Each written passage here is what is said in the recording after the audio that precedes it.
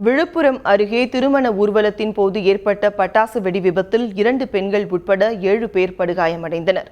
உளுந்தூர்பேட்டை அருகே உள்ள பெரிய செவலை கிராமத்தைச் சேர்ந்த ராம் பிரகாஷ் என்பவருக்கு திருமணம் நிச்சயிக்கப்பட்டிருந்த நிலையில் நேற்றிரவு திருமண ஊர்வலம் நடைபெற்றது. அப்போது பட்டாசுகள் வெடிக்கப்பட்டன. அதிலிருந்து கிளம்பிய தீப்பொறி எதிர்பாராத விதமாக அருகில் நிறுத்தி வைக்கப்பட்டிருந்த வாகனம் ஒன்றின் மீது விழுந்தது. இதனால் அந்த வாகனத்தில் இருந்த பட்டாசுகள் வெடித்து சிதறின.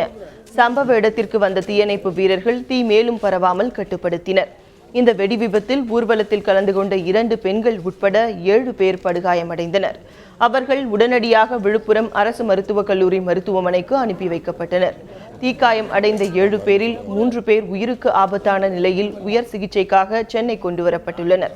இந்த சம்பவம் குறித்து போலீசார் வழக்கு பதிவு செய்து விசாரணை நடத்தி வருகின்றனர்.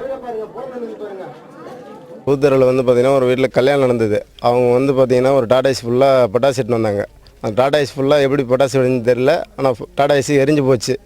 அது இல்லாமல் ஓட்டு வீடு பக்கத்தில் ஒரு வீடு சேதாரம், 4 மெத்த வீடு, ஒரு 4 கூரை வீடு, மொத்தம் ஒரு 10 வீடு வருங்க. எல்லாமே சேதாரம் ஆகி போச்சு.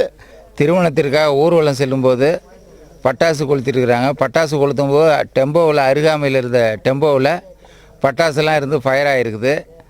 அப்புறம் சுற்றுப்பட்டில் பக்கத்தில் அருகாமையில் உள்ள அந்த தெருவில் உள்ள வீடுகளில் தீப்பொறி அங்கங்கே திட்டாக விழுந்ததில் தீ விபத்து ஏற்பட்டது. அதெல்லாம் விரைந்து சேவை முடிச்சு அணைச்சிட்டேன் ஊர்தி குழுவினரிடம். அது இல்லாத அந்த தீ விபத்தில் ஒரு 6 பேருக்கு காயம்பட்டது, மயக்கம் பட்டதுன்னு அவங்கள மருத்துவமனைக்கு கொண்டு சென்றிருக்கிறார்.